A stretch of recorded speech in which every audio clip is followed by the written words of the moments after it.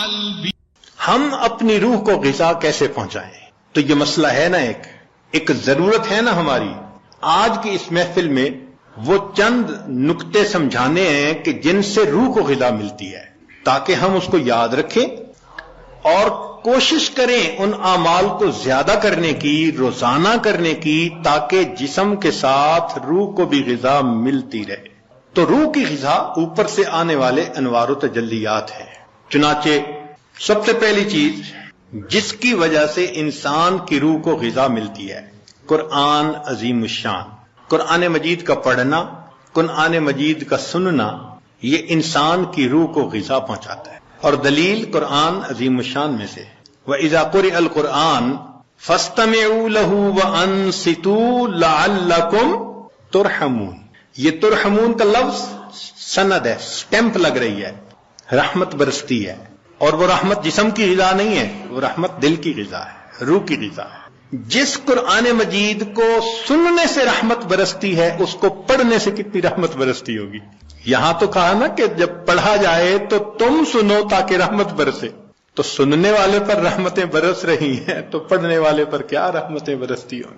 تو اس کا مطلب یہ کہ ہم روزانہ فجر کی نماز پڑھا کریں، تو پھر سورہ یاسین پڑھا کریں، قرآن مجید پڑھا کریں، فوراً اپنی روح کو ناشتہ کروانے کی کوشش کیا کریں۔ اس لیے ابن تیمیہ رحمۃ اللہ علیہ فجر کے بعد اشراق تک مسجد میں بیٹھے رہتے تھے۔ لوگ کہتے تھے کیا وجہ ہے، آپ نے ناشتہ نہیں کرنا؟ تو وہ فرماتے تھے کہ تم اپنے جسموں کو ناشتہ کروا رہے ہو، میں بیٹھا اپنی روح کو ناشتہ کروا رہا ہوں۔ تو اس کا مطلب یہ کہ فجر کے بعد تلاوت کا کرنا، تسبیحات کا کرنا، ذکر کا کرنا، یہ انسان کے لیے باطنی غذا کا ذریعہ بن۔ ہم میں سے کتنے ہوں گے جو اس کی باقاعدگی کرتے ہیں؟ الا ماشاء اللہ، معمولی نہیں، یعنی کھانے پینے کا تو معمول ہے، گھر کا بچہ بھی بتا دے گا اتنے بجے ناشتہ ہوتا ہے، اتنے بجے دوپہر کا کھانا اور اتنے بجے رات کا کھانا، لیکن روحانی غذا کا معمول ہی نہیں۔ تو معمول بنانا ضروری ہے۔ جتنے لوگ اولیاء بنے اس دنیا میں، یہ وہ لوگ تھے جو معمولات کرتے تھے باقاعدگی کے ساتھ، تب ان کو وہ نعمت ملی۔ اتفاقاً نہیں کوئی ولی بن جاتا، اس کے پیچھے محنت ہوتی ہے، تب اللہ کی رحمت متوجہ ہوتی ہے۔ تو معلوم ہوا کہ ہم تہجد میں اٹھیں، فجر سے پہلے یا فجر کے بعد، اس نیت سے یہ اعمال کریں کہ یہ چیز ہمارے لیے روح کی غذا بنے گی۔ ہمارے اکابر جب دن کے کام کاج سے فارغ ہوتے تھے تو مصلی پہ آ جاتے تھے، رات گزار دیتے تھے مصلی کے اوپر۔ ان کو رات کے اندھیرے کا اس طرح انتظار ہوتا تھا جس طرح دلہا کو دلہن سے ملنے کے لیے رات کا انتظار ہوا کرتا، ایسے وہ رات کے منتظر رہا کرتے۔ عشاء کے وضو سے فجر کی نماز پڑھنا، رات کا بیشتر حصہ نوافل میں کھڑے رہنا، حتیٰ کہ ہمسائے کے لڑکے بچے ان کو چھت کے اوپر ایک مینارہ سمجھا کرتے تھے۔ تو اتنا تو وہ اللہ کی یاد کیا کرتے تھے نا، قرآن پڑھا کرتے تھے۔ اور ہمارے قریب کے زمانے کے بزرگوں کا معمول ایک منزل روزانہ کا۔ اس عاجز کے والد صاحب حافظ نہیں تھے، مگر پوری زندگی ایک منزل روزانہ پڑھنا ان کا معمول تھا۔ ہم نے بچپن سے لے کے اپنے بال سفید ہونے تک اپنے والد کو ہر جمعرات کو ختم قرآن کرتے دیکھا ہے، ہر جمعرات کو ان کا ختم ہوتا تھا، ناظرہ پڑھتے تھے، تو معمول تھے ان کے۔ ہم بھی سوچیں اس کے اوپر کہ ہمارا بھی کوئی دن قرآن مجید کی تلاوت کے بغیر نہ گزرے۔ زیادہ نہیں کر سکتے تو چلو تھوڑا صحیح، مگر کریں تو صحیح نا۔ یہ تو نہیں کہ کئی دن گزر جاتے ہیں قرآن مجید کئی گھروں میں کھولنے والا ایک بھی نہیں ہوتا۔ اخبار روز پڑھا جاتا ہے، ٹی وی روز دیکھا جاتا ہے، اور انٹرنیٹ کی مصیبت تو 24 گھنٹے کھلی رہتی ہے۔ اگر نہیں کھلتا اللہ کا قرآن، تو اپنی روح کو غذا پہنچانے کے لیے ہمیں قرآن مجید کی تلاوت کا معمول روزانہ لازماً پورا کرنا چاہیے۔ بس یہ نیت کریں کہ ناشتہ چھوٹتا ہے تو چھوٹ جائے، قرآن مجید کا معمول نہ چھوٹے، اس پابندی کے ساتھ۔ اچھا صبح نہیں پڑھ سکے تو شام پڑھ لیں۔ نبی علیہ الصلوۃ والسلام کی تو ماشاءاللہ سنت ہی یہی ہے۔ کچھ صورتیں ہیں جو صبح پڑھنا مسنون ہے، کچھ ظہر کے بعد، کچھ مغرب کے بعد، کچھ عشاء کے بعد سونے سے پہلے۔ حدیث پاک میں آتا ہے نبی علیہ السلام سونے سے پہلے سورہ ملک پڑھا کرتے تھے۔ یہ کیا چیز تھی؟ جیسے آپ کچھ دیر کے بعد نا کینڈی کھا رہے ہوتے ہیں، بسکٹ کھا رہے ہوتے ہیں، فلاں چیز یہ اسی طرح ہے کہ معمول ساتھ ساتھ چلتا رہتا ہے، روح کو غذا ملتی رہتی ہے۔ تو جتنی مسنون صورتیں ہیں یاد کریں اور ان کو دن کے مختلف اوقات میں پڑھنے کی عادت بنا لیں، از خود غذا ملتی جائے گی۔ اور جو حافظ قرآن ہوں ان پر تو اللہ کی خاص رحمت، وہ اپنی منزل کے حساب سے پڑھیں۔ ہمارے اکابر تو ایک ایک آیت پڑھتے تھے، پوری پوری رات گزار دیتے تھے۔ پہلے یہ بات ذرا عجیب لگتی تھی کہ ایک آیت پڑھتے پوری رات، پھر ایک چیز نکل آئی جس کا نام ہے چنگم۔ ہم نے بعض بچوں کو دیکھا کہ جتنی دیر بیٹھے ہیں منہ چل رہا ہے، پوچھا بھئی یہ کیا مسئلہ ہے؟ کہنے لگے جی بس یہ چنگم ہے، اس کو چبانے میں مزہ آتا ہے۔ بھئی اگر ایک ایک گھنٹہ ایک ہی چیز کو چبانے کا مزہ یہ پا رہے ہیں تو ہمارے اکابر بھی ایک ایک آیت کو بار بار پڑھ کر کندے مکرر کا مزہ لیا کرتے ہیں، ان کو بھی مزہ آتا تھا۔ تو پہلی چیز جس سے ہم نے اپنی روح کو غذا پہنچانی ہے وہ کیا چیز ہے؟ قرآن مجید کی تلاوت کرنا۔ صرف ثواب کی نیت نہیں ہونی، ثواب تو ملے گا، یہ بھی نیت ہونی ہے کہ میں نے اس کو آداب کے ساتھ، توجہ کے ساتھ اس طرح پڑھنا ہے کہ اللہ کی رحمتیں برسیں اور میرے دل کی ظلمت کو دھو دیں۔ دوسری چیز جس سے کہ انسان کے اوپر اللہ کی رحمت برستی ہے اس کو کہتے ہیں استغفار۔ استغفر اللہ ربی من کل ذنب واتوب الیہ۔ قرآن مجید میں اللہ رب العزت نے حکم فرمایا واستغفر اللہ، استغفار کرو۔ ہمارے اکابر یہ معمول بتاتے ہیں روزانہ، استغفر اللہ ربی من کل ذنب واتوب الیہ۔ اس کو دن میں کم از کم 100 مرتبہ صبح، 100 مرتبہ شام، زیادہ وقت ہو تو 200 مرتبہ بھی پڑھ سکتے ہیں۔ مگر جب پڑھ رہے ہوں تو ذرا اپنے گناہوں پر ندامت بھی دل میں محسوس کریں۔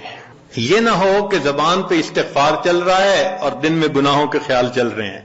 رابعہ بصریہ رحمۃ اللہ علیہ فرماتی تھیں استغفارنا یحتاج الی استغفار، کہ ہم ایسا استغفار کرتے ہیں کہ اس کے اوپر ہمیں استغفار کرنے کی ضرورت ہے۔ سبح برکف، توبہ برلب، دل پر از لطف گناہ۔ ہاتھ میں تسبیح، زبان پہ توبہ اور دل گناہ کی لذت میں پڑا ہوا ہے۔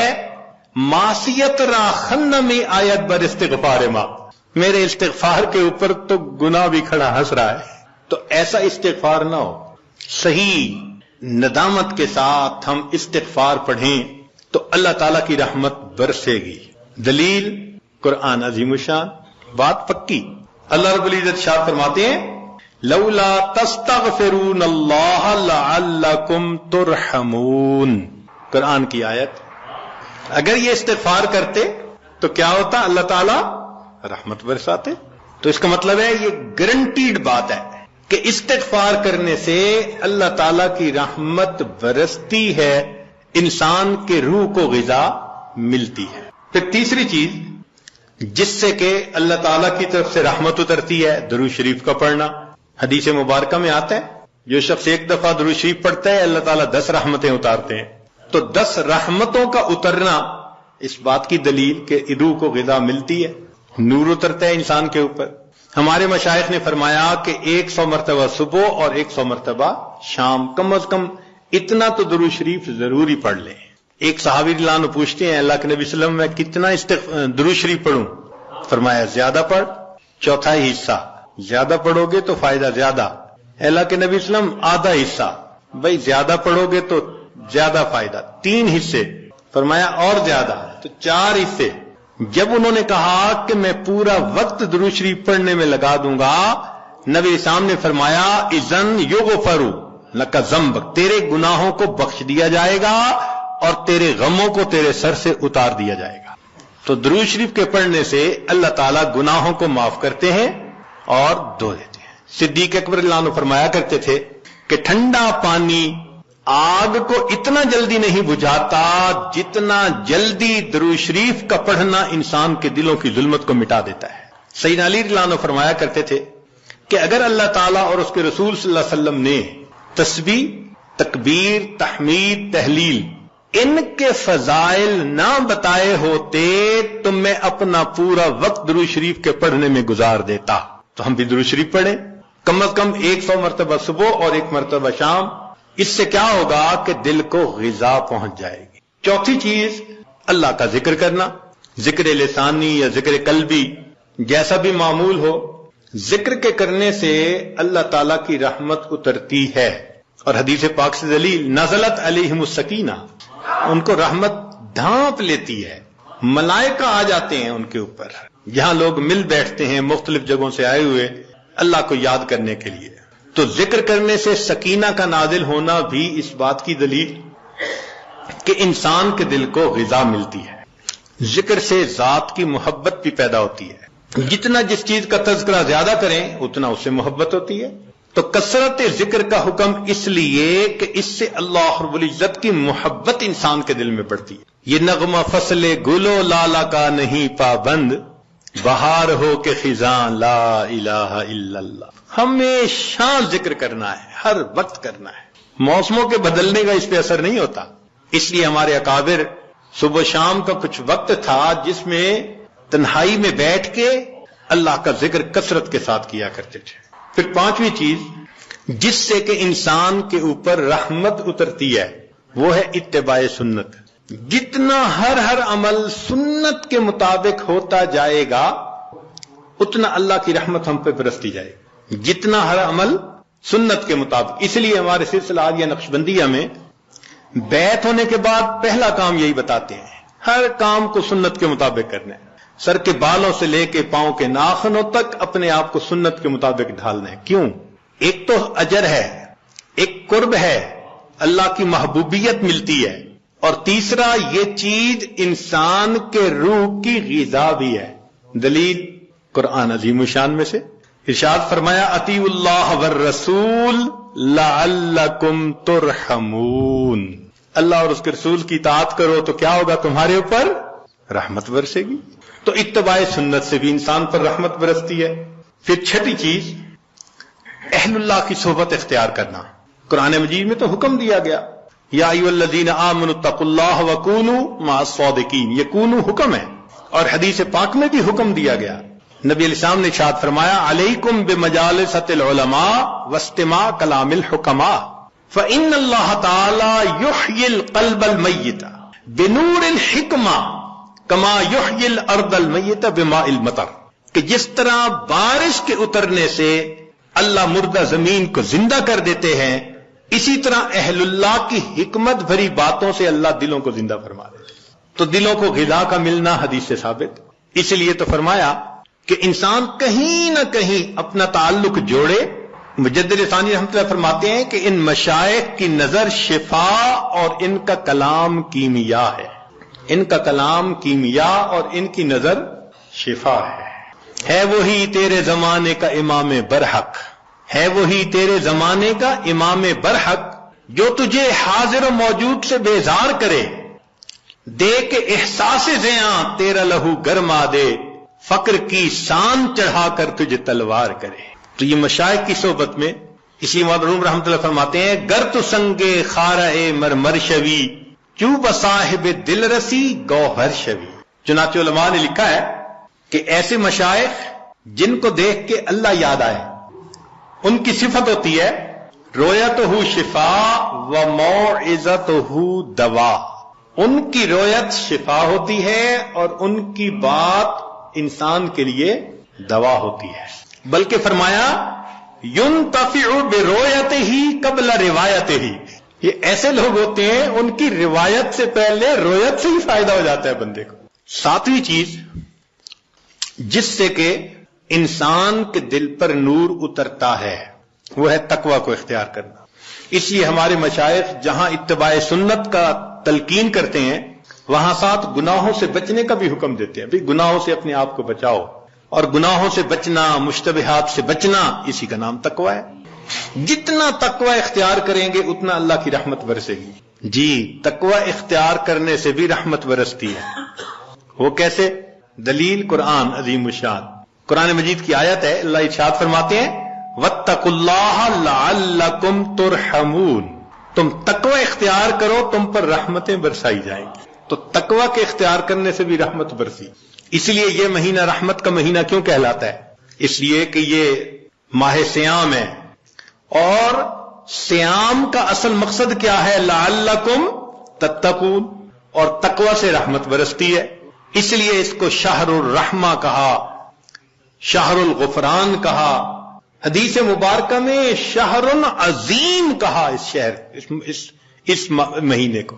اور ہم تو صرف رمضان کی برکتیں اگر لے پائے تو بڑی بات. ہمارے مشائخ تو پوری زندگی اسی ترتیب پہ گزارتے تھے. فرماتے تھے الدنیا یوم ولنا فیہا صوم. دنیا ایک دن کی ہے اور ہم نے اس ایک دن میں روزہ رکھا ہوا ہے. یعنی گناہوں سے بچنے کا روزہ، یہ مقصد تھا ان کا. پوری زندگی اسی طرح گزار دیتے تھے. اس لیے فرمایا للصائم فرحتان، روزہ دار کے لیے دو خوشیاں ہوتی ہیں. فرحت عند الافطار، ایک تو افطار کے وقت خوشی، وفرحت عند لقاء الرحمن، جب رحمان سے ملیں گے اس وقت بھی خوشی ہوگی. اس لیے یہ رمضان کا مہینہ انسان کے دل کو منور کر دیتا ہے. ظاہر میں تو نظر آتا ہے کہ جی بھوکا رہنا پڑے گا، مگر کہاں بھوکا رہنا پڑتا ہے. اگر اوور آل دیکھیں تو رمضان میں انسان زیادہ کھاتا ہے، اور جتنی نعمتیں رمضان میں ملتی ہیں باقی مہینے میں تو ملتی نہیں ہے.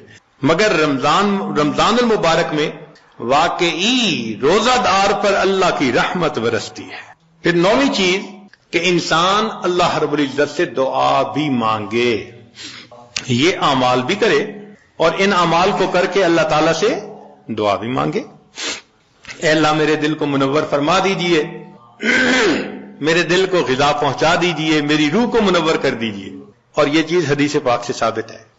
نبی علیہ السلام جب فجر کی سنتیں ادا فرما کے مسجد میں تشریف لے جاتے تھے تو حدیث پاک میں ہے کہ راستے میں نبی علیہ السلام دعا مانگتے تھے، اللہم اجعل فی قلبی نورا وفی بصری نورا وفی سمعی نورا وفی وعن یمینی نورا وعن شمالی نورا ومن خلفی نورا ومن امامی نورا واجعل لی نورا. اللہ مجھے ہی نور بنا دے. اب یہ دیکھیے کتنی اہم بات ہے، ہم میں سے کتنوں کا معمول ہے اس دعا کو پڑھنا. اللہ ماشاء اللہ بہت کم لوگ ہوں گے جو باقاعدہ پڑھتے ہوں گے. اللہ کے حبیب صلی اللہ علیہ وسلم نے تو ہمارے لیے یہ دعا سکھائی ہمیں. دنوں پہ دن گزر جاتے ہیں، مہینوں پہ مہینے، یہ دعا مانگی نہیں ہوتی. اللہ کے حبیب صلی اللہ علیہ وسلم دعا مانگ رہے ہیں، اللہم اجعلنی، اللہ مجھے ہی نور بنا دے. آج وقت ہے اس نور کو حاصل کرنے کا. اگر دنیا میں اس نور کو حاصل نہ کیا تو پھر قیامت کے دن پریشانی ہوگی. اس لیے جو نیک کام کرتا ہے، شریعت و سنت کی اتباع کرتا ہے، اللہ تعالیٰ کا قرب حاصل کرتا ہے تقوی کے ذریعے، تو فرمایا افمن کان میتن فاحییناہ، اور وہ جو مردہ تھا اس کو ہم نے زندہ کیا، وجعلنا لہ نور، اور اس کو ہم نے نور عطا کیا، یمشی بہ فی الناس، اس نور کو لے کے وہ انسانوں میں چلتا ہے اور دین کی دعوت کا کام کرتا ہے. تو اس نور کو دل میں لینا یہ انتہائی ضروری ہے ہمارے لیے. اور اس نور کو لینے کی جگہ فقط یہ دنیا ہے، اس کے بعد یہ نور نہیں مل سکے گا. اس کی مثال یوں سمجھ لیجئے، انسان کے بدن کے بننے کی جگہ ماں کا پیٹ. اگر بچہ اس طرح سے پیدا ہو کہ دونوں آنکھیں نہ بن سکیں تو دنیا کا کوئی ڈاکٹر دنیا میں آنکھیں نہیں بنا سکتا اس کی. کئی بچوں کی انگلیاں، ان کی گروتھ پوری نہیں ہوتی تو دنیا میں آ کے پوری نہیں ہو سکتی، کیونکہ ماں کا پیٹ اس کی گروتھ کی جگہ ہے. اگر پوری ہو گئی تو بہت اچھا، اگر نہیں تو پھر وہ کمی رہے گی. یہی حال انسان کی روح کے معاملے کا، کہ روح کے بننے کی جگہ یہ زمین و آسمان کا پیٹ ہے. بن گئی روح تو بہت اچھا، نہ بنی تو آگے جا کے نہیں بن سکے گی. چنانچہ قیامت کا دن ہوگا تو ایمان والے اپنے نور کو لے کر اللہ کے حضور جائیں گے. یوم تری المؤمنین والمؤمنات یسعی نورہم بین ایدیہم وبایمانہم، ایمان والوں کا نور دائیں اور بائیں ان کے سامنے. جنہوں نے محنت کی ہوگی، 1000 واٹ کا بلب جیسے جلا ہوتا ہے ایسے ان کا نور ہوگا. اور نور چونکہ پھیلتا ہے تو اس لیے ارد گرد منافق بھی ہوں گے. اوپر سے تو بڑے نیک بنتے تھے اور اندر اندر سے غفلت کی زندگی، دورنگی کی زندگی. وہ پھر کہیں گے انظرونا نقتبس من نورکم، ذرا ہماری طرف بھی توجہ کیجئے، ہم آپ کے نور سے فائدہ اٹھائیں. تو ان کو وہاں کیا کہا جائے گا؟ قیل ارجعوا وراءکم فالتمسوا نورا، جاؤ دنیا میں، یہ نور تو دنیا سے ملا کرتا تھا. تو نور ملنے کی جگہ تو یہ دنیا ہے. یہ ہماری خوش نصیبی ہے کہ ہم ابھی زندہ ہیں. اپنے دلوں کو منور کرنا چاہیں تو ہم دلوں کو منور کر سکتے ہیں. جیسے نبی علیہ السلام نے اپنی ایک صحابی کے بارے میں فرمایا، اس کا سینہ تو گلے تک نور سے بھرا ہوا ہے، نور ایمان سے. الا مشاشا، فرمایا گلے تک اس کا سینہ نور ایمان سے بھرا ہوا ہے. ایسے نور ہمارے اندر آ جائے نا تو وہ تو ہم اسی دنیا میں ہی حاصل کر سکتے ہیں. اور اگر اس دنیا میں غفلت کی زندگی گزاری، گناہوں کی زندگی گزاری، تو رب کریم فرماتے ہیں وَمَن لَّمْ يَجْعَلِ اللَّهُ لَهُ نُورًا فَمَا لَهُ مِن نُور، پھر اس کے لیے نور نہیں ہوگا۔ تو ہم یہاں پر اعتکاف کے لیے جو حاضر ہوئے تو بدن کو غذا پہنچانے کے لیے نہیں، بدن کو غذا تو انسان کو ہمیشہ اپنے دیس میں، اپنے گھر میں بہتر پہنچ جاتی ہے، یہاں حاضر ہوئے ہیں اپنی روح کو غذا پہنچانے کے لیے۔ تو آج اس عنوان کو اس لیے ذرا کھولا کہ ہمیں یہاں اعتکاف میں بیٹھنے کا مقصد واضح ہو جائے کہ ہم نے کچھ اعمال کرنے ہیں، پھر اللہ سے مانگنا ہے، اور اس اعتکاف کے دوران اپنے دل کے نور کی اس کمی کو ہم نے پورا کرنا ہے، اور اگر اس کمی کو پورا نہ کر پائے اور زندگی کا وقت گزر گیا، پھر حسرت اور ندامت کے سوا کچھ نہیں ہوگا۔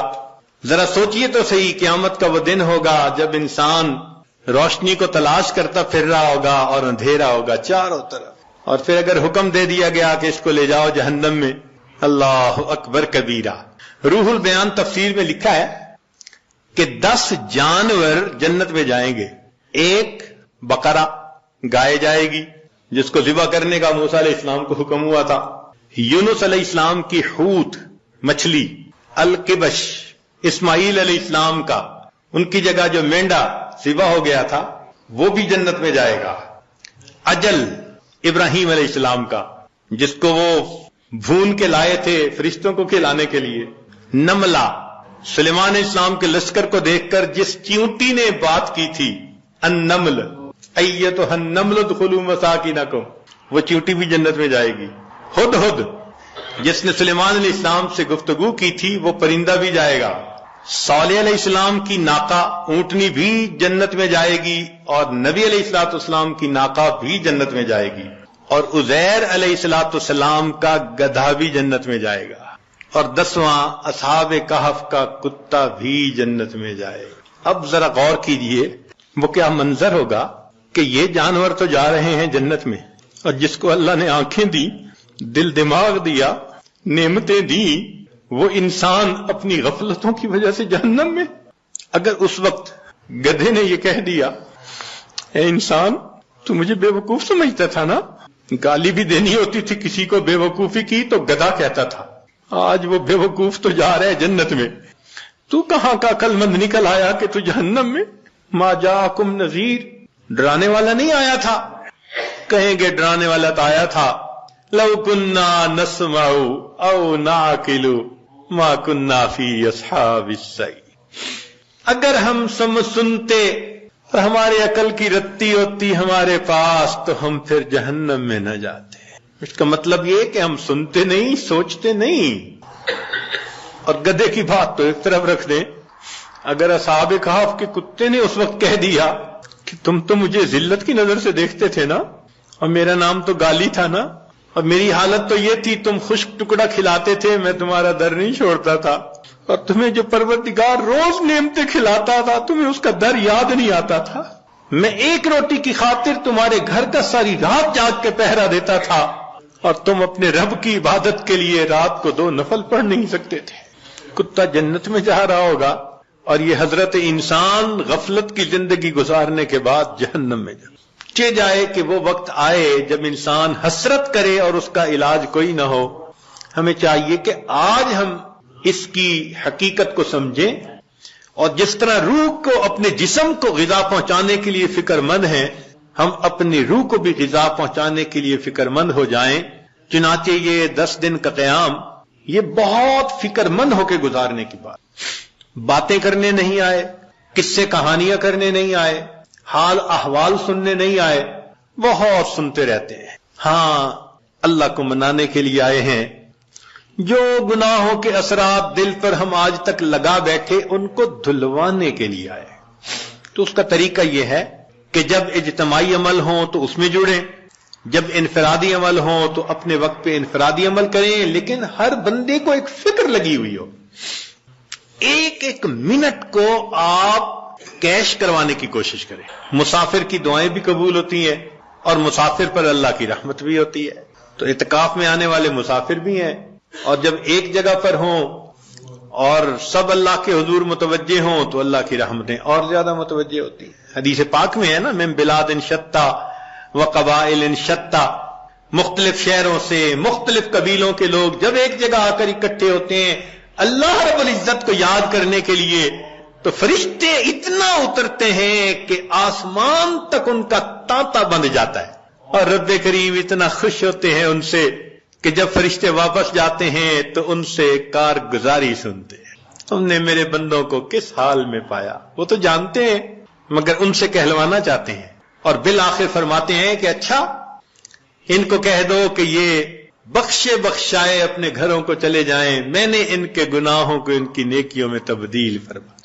یا اللہ، کچھ تو وہ بھی تھے راستہ گزرنے والے ویسے ہی کھڑے ہو گئے تھے۔ رب کریم اتنا خوش ہوتے ہیں کہ فرماتے ہیں اچھا ہم قوم اللہ راضی، جس بندے سے اللہ راضی ہو جاتے ہیں سارا جگ اس سے راضی ہو جاتا ہے، اور جس سے اللہ ناراض ہو جاتے ہیں ساری دنیا ناراض ہو جاتی ہے۔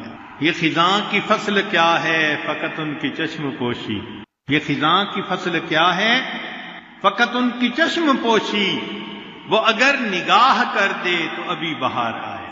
جب رحمت کی نظر ہٹ جاتی ہے تو بس انسان کی زندگی میں خزاں آ جاتی ہے، جب اللہ کی رحمت کی نظر ہو جاتی ہے تو زندگی میں بہار آ جاتی ہے۔ دنیا کہتی ہے او جی دریا میں رہنا مگر مچھ سے بیر، اس کا مطلب کیا کہ اگر دریا میں رہنا ہو تو مگر مچھ کے ساتھ بیر اچھا نہیں ہوتا، تو بھئی دنیا میں رہنا اور دنیا کے بنانے والے سے بیر، یہ کیسے ہو سکتا ہے؟ تو ہمیں اللہ تعالیٰ کو راضی کرنے کی اتنی کوشش کرنی چاہیے جتنا ہم اللہ کی رضا کے محتاج ہیں۔ جب اللہ تعالیٰ کسی بندے سے خفا ہوتے ہیں تو پھر اس کو تگنی کا ناچ نچا دیتے ہیں، سونے کو بھی ہاتھ لگاتے ہیں تو مٹی بن جاتی ہے، ذلتیں ملتی ہیں، انسان گھر بیٹھے بٹھائے ذلیل ہو جاتا ہے۔ ایک مصیبت یہ بھی ہے کہ اسی دنیا میں انسان کو اس کی سزا مل جاتی ہے۔ ایک فرسٹ کلاس گزیٹڈ آفیسر کا واقعہ ذرا سنا دو بات مکمل کرنے سے پہلے۔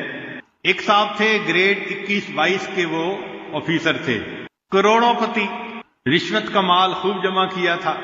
اللہ کی شان کہ اس نے ایک جگہ پر کوٹھی بنائی اور کوٹھی مسجد کے بالکل قریب تھی۔ جب وہ وہاں شفٹ ہوئے تو رات کو سوئے ہوئے تھے کہ فجر کی اذان دی مؤذن نے، تو جب سپیکر پہ اذان ہوئی تو اس کی آنکھ کھل گئی، تو یہ بڑا غصے ہوا کہ مولوی صاحب نے میری نیند خراب کر دی۔ اگلے دن اس نے مؤذن کو بلوایا اور اس کو ڈانٹا کہ میں اس وقت سویا ہوا ہوتا ہوں اور میری نیند خراب ہوتی ہے، تم آئندہ کے بعد سپیکر پہ اذان مت دیا کرو۔ وہ مؤذن بیچارہ اس نے لوگوں کو بتایا کہ جی میں فجر کی اذان تو سپیکر میں نہیں دے سکتا، یہ صاحب منع کرتے ہیں۔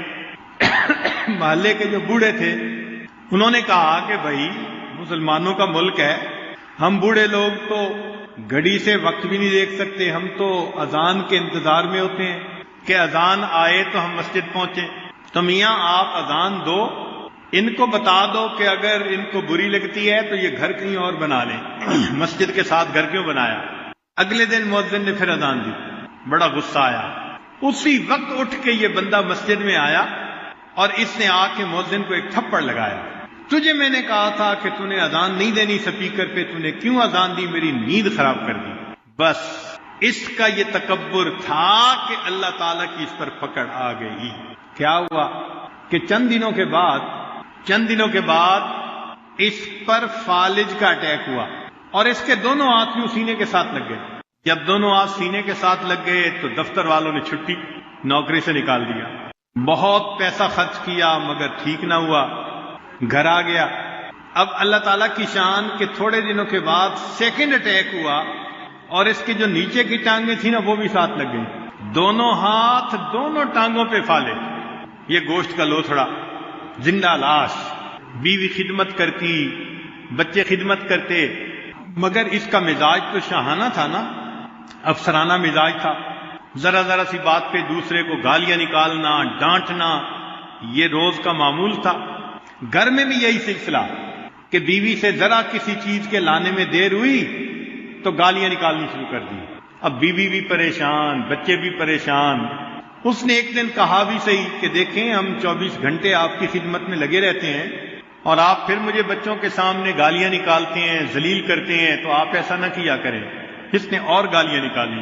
جب گالیاں نکالی تو بیوی کو غصہ آیا، اس نے بچوں کو لیا اور لے کے وہ میکے چلی گئی، اکیلا پڑا ہوا ہے۔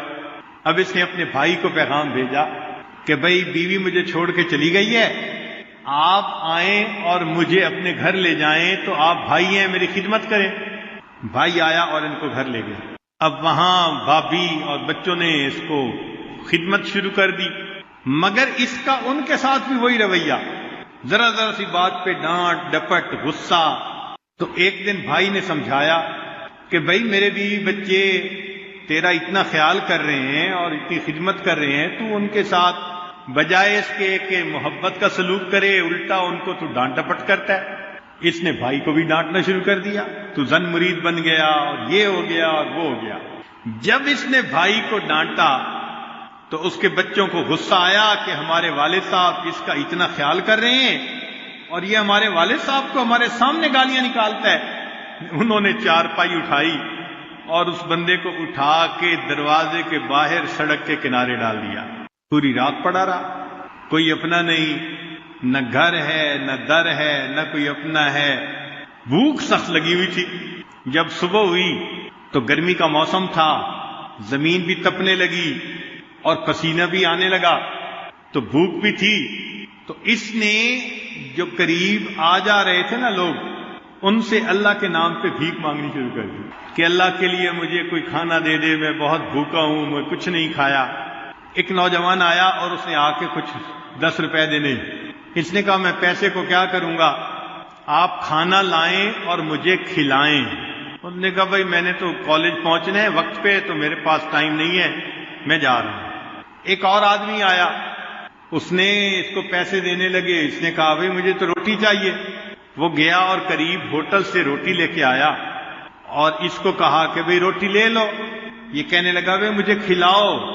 اس نے کہا بھئی میرے پاس فرصت نہیں، میں نے تو دفتر پہنچنا ہے، یہ روٹی پڑی ہے۔ اس نے کہا اچھا نیچے نہ رکھو، مجھے پکڑا دو۔ اب پکڑے کیسے؟ ہاتھ بھی سینے پہ لگے ہوئے تھے اور پاؤں بھی یوں سینے کے قریب آ گئے تھے، تو پاؤں کے انگوٹھے اور انگلی کے درمیان اس نے روٹی پکڑی اور کتے کی طرح اس روٹی کو توڑ توڑ کے منہ سے کھانے لگا۔ جس کو مال کا اتنا نشہ تھا کہ اذان کے آنے سے اس کی نیند کھل جاتی تھی، اور وہ کہتا تھا کہ تم نے کیوں اذان دی اسپیکر پر، آج اس کی یہ حالت ہے کہ اللہ کے نام پہ وہ بھیک مانگ کے کھا رہا ہے اور کتے کی طرح پاؤں میں روٹی کو پکڑ کے منہ سے نوچ نوچ کے کھایا جا رہا ہے۔ اللہ اکبر کبیرہ۔ تو انسان دنیا میں تکبر کرتا ہے مگر اس کی سزا پھر دنیا میں مل کے رہتی ہے۔ 3 دوست تھے، امام طبرانی، ابو شیخ اور ابن المقری رحمۃ اللہ علیہ۔ یہ تینوں مسجد نبوی میں علم حاصل کرتے تھے۔ اللہ کی شان کے تینوں کے پاس خرچہ ختم ہو گیا، تو 3 دن تک تو تینوں نے فاقہ برداشت کر لیا۔ 3 دن کے بعد فاقہ برداشت کرنا مشکل ہو گیا، تو 2 دوست تو چلے گئے اپنے گھروں کو واپس۔ امام طبرانی رحمۃ اللہ فرماتے ہیں کہ میں نے کہا نہیں، میں ابھی یہاں سے نہیں جاتا، لیکن بھوک سے اتنا نڈھال کہ لیٹا ہوں، مجھ سے اٹھ کے بیٹھا نہیں جاتا۔ بھئی جب 5 دن ہو جائیں بھوکے، پھر تو انسان کے لیے کھڑا ہونا مشکل ہوتا ہے نا۔ کہنے لگے اچانک میرے دل میں خیال آیا، طبرانی تم مسجد نبوی کے ایک طالب علم ہونا، تو یہاں تو میزبان اللہ کے پیارے حبیب صلی اللہ علیہ وسلم ہے، تو اپنے میزبان کو جا کے بتائیں۔ کہنے لگے یہ خیال آنے کے بعد میں مواجہ شریف پہ حاضر ہوا، سلام کیا، اور سلام کرنے کے بعد میں نے اتنا کہا یا رسول اللہ صلی اللہ علیہ وسلم الجوع، اے اللہ کے حبیب صلی اللہ علیہ وسلم بہت بھوک لگی ہے۔ کہتے ہیں پھر اس کے بعد میں مسجد سے باہر نکلا کسی کام کی غرض سے، میں نے دیکھا ایک عربی آدمی، وہ ہنڈیا لی ہوئی ہے، روٹیاں ہیں، اور میرا نام پکار رہا ہے۔ جب میں نے اپنا نام سنا تو میں نے پوچھا میرا نام آپ کیسے پکار رہے ہیں؟ وہ کہنے لگا میں مسجد نبوی کا پڑوسی ہوں، ایک دیوار ہے مسجد نبوی کے ساتھ، میں دوپہر کو قیلولہ کرنے کے لیے لیٹا ہوا تھا، خواب میں نبی علیہ الصلوۃ والسلام کا دیدار نصیب ہوا، فرمایا کہ تم مسجد کے پڑوسی ہو اور مسجد میں میرا ایک مہمان بھوکا ہے، اسے کھانا کھلاؤ۔ میری آنکھ کھلی، میں نے دیکھا کہ میری بیوی نے ابھی چولہے سے ہنڈیا اتاری تھی، روٹیاں گرم تھیں۔ میں نے کہا کہ اپنے لیے اور کھانا بنا لو، میں یہ محبوب صلی اللہ علیہ وسلم کے مہمان کو کھانا کھلانے کے لیے جا رہا ہوں، میں اس وقت سے دروازے پر آ کر تمہارا نام پکار رہا ہوں۔ یہ علم کی طلب کرنے والے اللہ اور اس کے رسول صلی اللہ علیہ وسلم کے ہاں ایسا مقام رکھتے ہیں۔ چنانچہ ایک آخری واقعہ سنا کر یہ عادل اپنی بات کو سمیٹتا ہے۔ ایک محدث گزرے ہیں امام بقی الدین ابن مخلد رحمت اللہ علیہ، ان کا تذکرہ امام ذہبی رحمت اللہ علیہ نے سیر اعلام النبلاء اس میں کیا ہے۔ یہ اسپین کے رہنے والے تھے اور ان کی عمر 20 سال تھی۔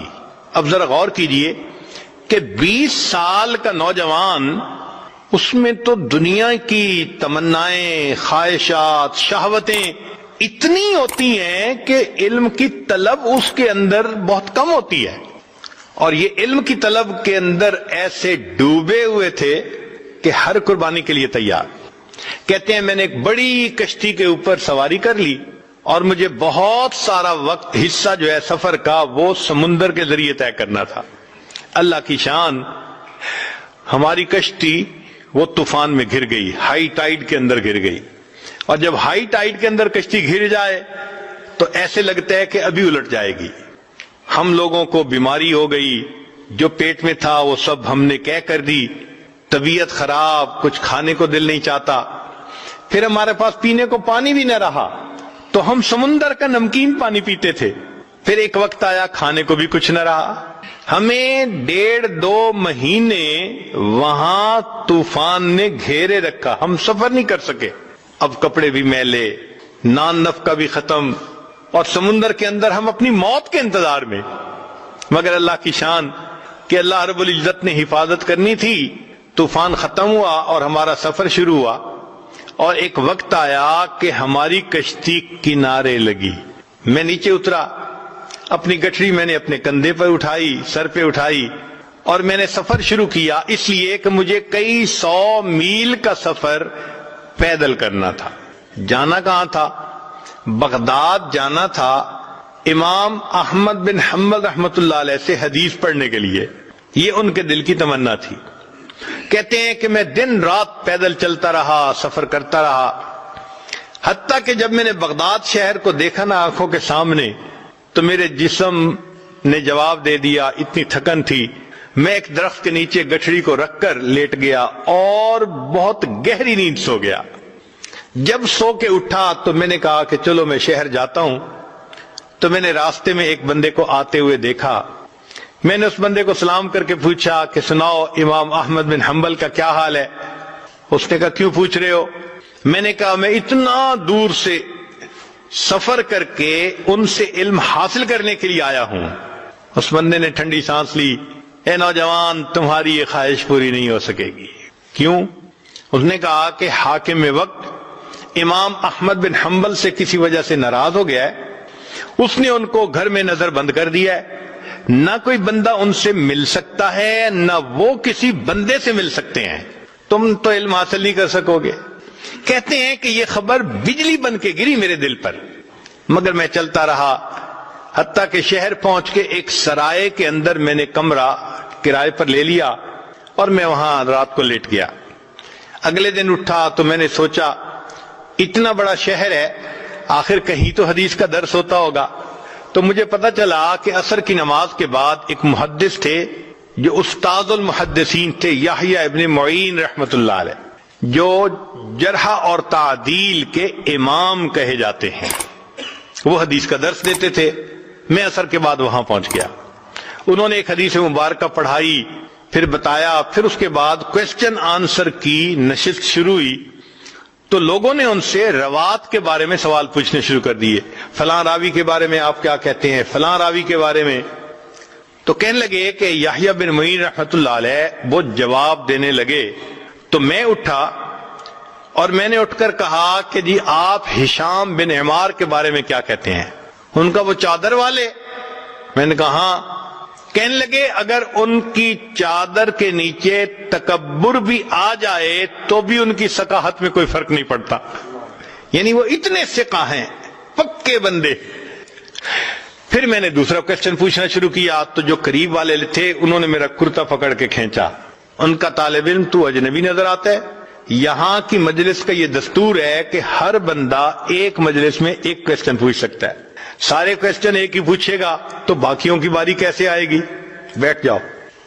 کہنے لگے جب انہوں نے کہا بیٹھ جاؤ تو میں نے، مسکین چہرہ تو تھا ہی صحیح، ان کی منت سماجت شروع کر دی. میں نوارد ہوں، مجھے پتہ نہیں تھا.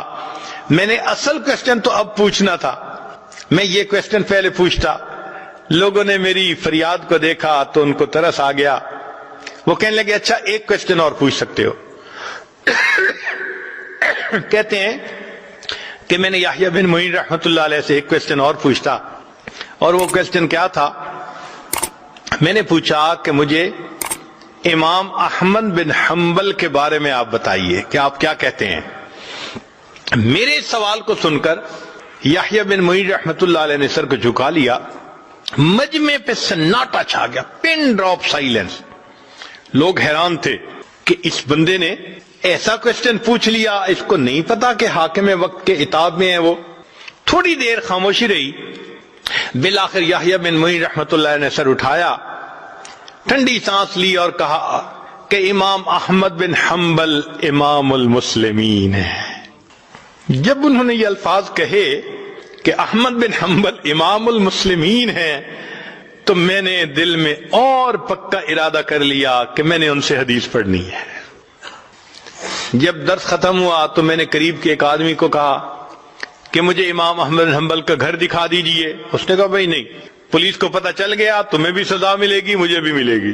پھر میں نے اس کو کہا کہ بھئی ایسے کرو کہ مجھے ساتھ لے چلو اور امام احمد بن حنبل رحمۃ اللہ علیہ کے دروازے سے گزرتے ہوئے تم آنکھ کے اشارے سے بتا دینا کہ یہ گھر ہے، پھر میں جانوں میرا کام جانے.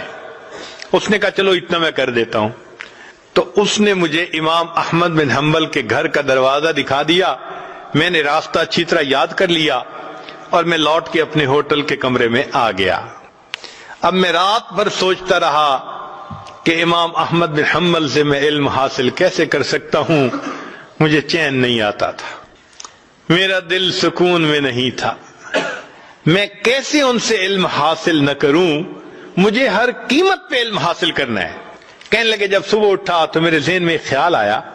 میں نے کیا کیا، اپنے ایک گھٹنے کو کپڑے سے باندھ لیا، یعنی جیسے کوئی وونڈ ہوتا ہے تو میں نے اس کے اوپر کپڑا باندھ دیا اور ایک لاٹھی پکڑ لی اور ایک کشکول بھی ہاتھ میں لے لیا اور باہر نکل کے میں نے بھیک مانگنی شروع کر دی.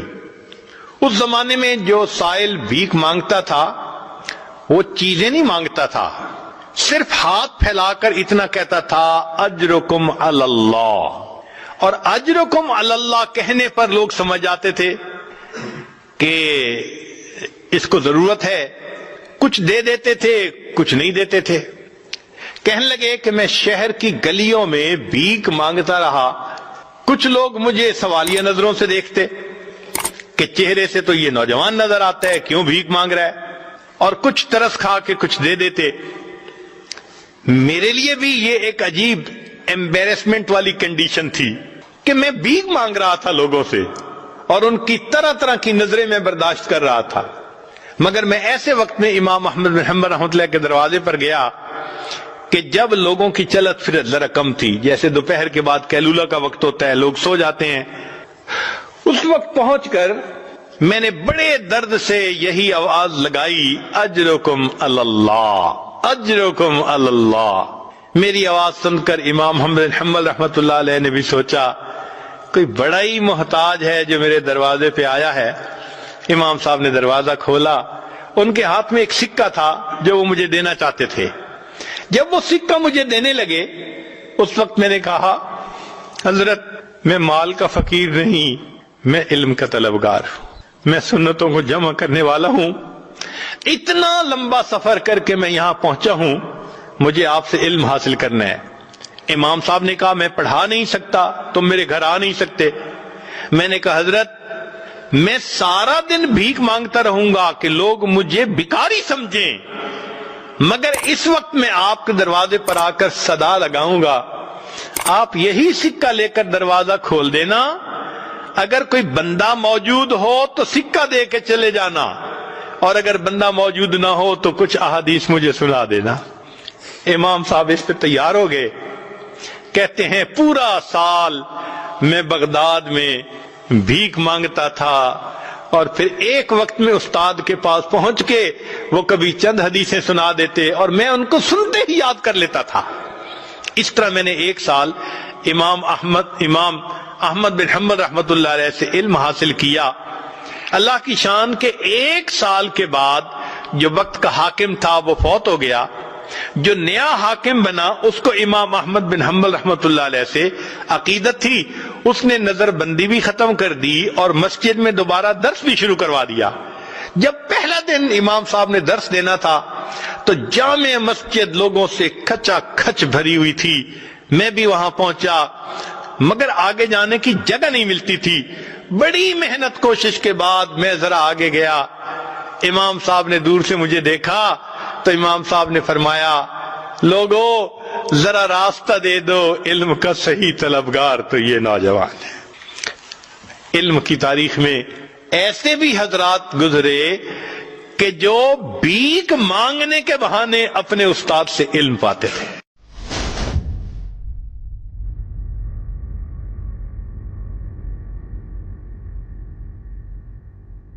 چنانچہ حضرت ثانی رحمۃ اللہ نے واقعہ لکھا ہے، چند بھائی تھے تو جائیداد کی تقسیم میں کوئی جھگڑا ہونے لگا۔ ایک نے کہا کہ بھائی مجھ سے جھگڑو نہیں، آپ ساری جائیداد خود لے لو اور والدین کی خدمت والا کام یہ مجھے دے، میں چاہتا ہوں ان کی خدمت کروں۔ چنانچہ اس نے والدین کی خدمت کی اور بھائی جائیداد کا پورا حصہ لے کے بڑے خوش ہو گئے۔ والدین جب دنیا سے رخصت ہوئے تو وہ اس سے خوش تھے اور اس کو دعائیں دیتے تھے، مگر اس کے پاس چونکہ وسائل نہیں تھے تو غربت کی زندگی تھی۔ ایک دن اس نے خواب دیکھا، کوئی کہنے والا کہہ رہا ہے کہ فلاں جگہ پر 10 دینار پڑے ہیں، جا کے لے لو۔ اس کے والد نے اسے کہا تھا کہ بیٹے تو نے ہماری بڑی خدمت کی، اللہ تعالیٰ تجھے برکت والا رزق دے۔ اس کے دماغ میں یہ لفظ بیٹھا ہوا تھا، برکت والا رزق۔ تو خواب میں یہ پوچھتے ہیں کہ اس میں برکت ہے یا نہیں؟ انہوں نے کہا برکت نہیں ہے۔ کہتے ہیں مجھے نہیں چاہیے۔ صبح بیوی کو خواب سنایا، وہ کہنے لگی بے شک نہ لینا مگر جا کے دیکھ تو آؤ۔ بیویاں اللہ تعالیٰ کی خاص مخلوق ہوتی ہیں۔ اس نے کہا نہیں، جب میں نے لینا نہیں تو میں نے جانا بھی نہیں۔ اگلی رات پھر خواب آیا، کسی نے کہا کہ جاؤ 1 دینار رہ گیا لے لو۔ اس نے کہا برکت ہوگی اس میں؟ اس نے کہا ہاں برکت ہوگی۔ چنانچہ یہ صبح گیا اور 1 دینار اس نے لے لیا۔ جب واپس آ رہا تھا تو دل میں خیال آیا کہ کھانے کا وقت ہے، کئی دن ہوئے گھر میں اچھا کھانا نہیں پکا، تو چلو میں مچھلی جاتا۔ مچھلی خریدی، گھر لایا۔ اس کی بیوی نے جب مچھلی کاٹی تو مچھلی کی پیٹ سے ایک اتنا قیمتی ہیرا نکلا کہ جب اس نے جا کر جیولر کے پاس بیچا تو پوری زندگی کا خرچہ اسے اللہ نے عطا فرما دیا۔ یہ برکت والا رزق جو بندے کی ضرورتوں کے لیے کافی ہو جاتا ہے۔ سبحان اللہ، اللہ والوں کے رزق میں یہی برکت ہوتی ہے۔ ہمارے ایک پرچیز مینیجر تھے، ان کے ہاں اولاد نہیں ہوئی شادی کے 5-6 سال تک۔ ان کی بیوی نے انہیں بہت تنگ کیا کہ جائیں کسی اللہ والے کے پاس، کوئی دعا کروائیں۔ ڈاکٹر لوگ تو کہتے ہیں کہ سب ٹھیک ہے۔ وہ کہنے لگے کہ میں نے جب پوچھا تو مجھے ایک نیک بزرگ لاہور میں تھے، ان کے بارے میں کسی نے بتایا، تو میں ان کو ملنے چلا گیا۔ ان کا ایک خادم تھا، اس نے مجھے بٹھایا اور کہا جی کہ حضرت ابھی آتے ہیں، مصروف ہیں۔ اس دوران جب وہ گھر جانے لگا نا تو کپڑا ہٹا تو میں نے دیکھا کہ وہ بزرگ نفلیں پڑھ رہے تھے۔ تو میں بڑا متاثر ہوا کہ فرض نماز کا وقت تو نہیں، یہ تو کوئی چاشت کا وقت ہوگا، تو یہ کھڑے نفلیں پڑھ رہے ہیں۔ اتنے میں خادم نے آ کر مجھے شربت کا گلاس بھی پلایا، گرمی کا موسم تھا۔